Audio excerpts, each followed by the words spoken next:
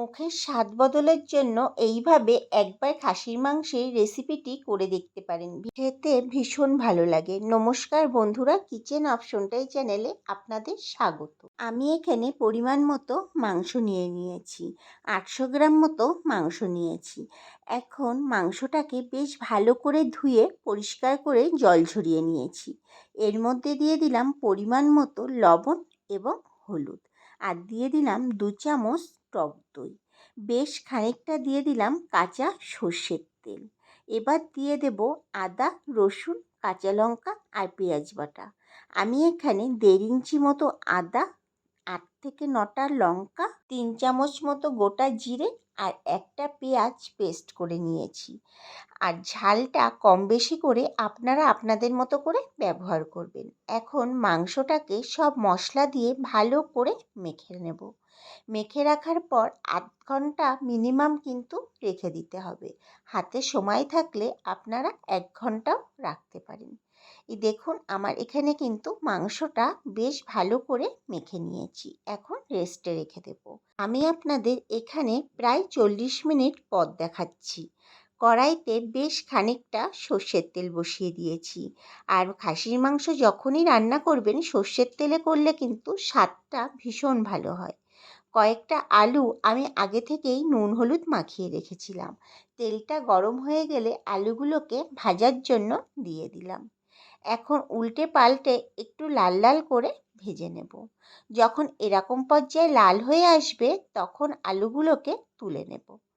ওই তেলের মধ্যেই গোটা গরম মশলা ফোড়ন দিয়ে দিলাম। এবার দিয়ে দেব 3টে পেঁয়াজ কুচি।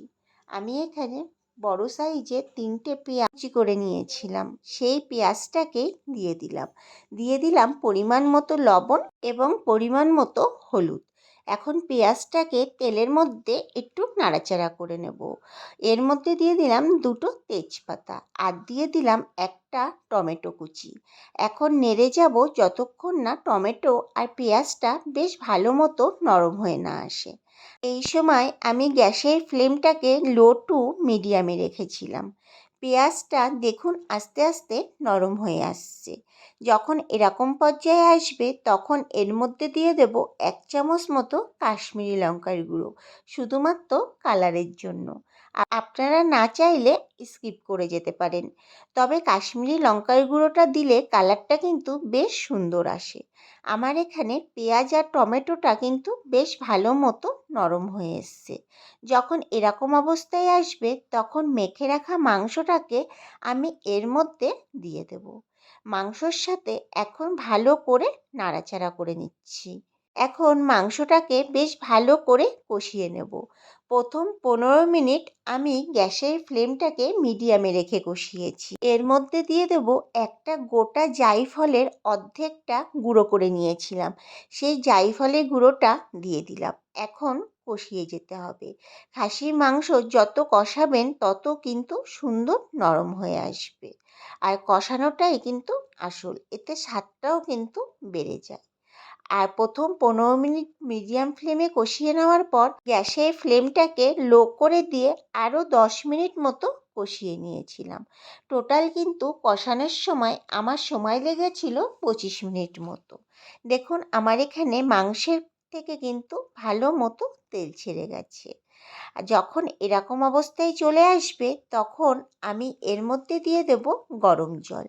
আর এই মাংসর রেসিপিতে কিন্তু অবশ্যই গরম জল ব্যবহার করবেন। ভালো করে মিশিয়ে নেব। এখন 10 মিনিট মতো বেশ হাই ফ্লেমে টকবক করে ফুটিয়ে নেব। যখন এরকমভাবে ফুটে উঠবে ভেজে রাখা আলুগুলোকে দিয়ে দেব। আর যে চর্বিগুলো ছিল আমি ঝোলের উপরে দিয়ে দিলাম। অনেকে চর্বি কিন্তু কষানোর সময়ই দিয়ে দেয়, কিন্তু আমি পছন্দ করি না, এর জন্যে আমি ঝোলেরটাই সবসময় ব্যবহার করি। এখন ভালো করে মিশিয়ে নিচ্ছি। 10 মিনিট মতো ফুটিয়ে নেওয়ার পর একবার একটু চেক করে নিতে হবে লবণটা ঠিক আছে কিনা। যদি ঠিক থাকে তাহলে গ্যাসের ফ্লেমটাকে একদম লো করে দিয়ে আমি কড়াইটাকে ঢেকে দেব 25 মিনিটের জন্য। তবে আমি 5 থেকে 7 মিনিট অন্তর অন্তর একবার নাড়া দিয়ে নিয়েছিলাম ঢাকনাটা তুলে। তবে আমি আপনাদের এখানে একেবারে 25 মিনিট পর দেখাচ্ছি। দেখুন আমি এখানে ঢাকনাটা তুলে নিলাম। মাংসের কালারটা দেখেই বুঝতে পারছেন আশা করি কতটা সুস্বাদু হয়েছিল। আর মাংসটা একদম নরম হয়ে গেছিল। এখন ভালো করে নেড়েচেড়ে নিয়ে কড়াই থেকে নামিয়ে নেব। তৈরি হয়ে গেল দারুণ স্বাদের খাসির মাংসের রেসিপি। একবার হলেও বাড়িতে এইভাবে তৈরি করে দেখবেন। দেখতে যতটা লোভনীয় হয়েছে, খেতে তার থেকেও বেশি সুস্বাদু হয়েছিল। ভিডিওটি ভালো লাগলে আমার চ্যানেলটিকে সাবস্ক্রাইব এবং ফেসবুক পেজ থেকে যদি দেখে থাকেন পেজটিকে ফলো করে দেওয়ার অনুরোধ রইল। দেখা হচ্ছে নতুন একটি ভিডিওতে।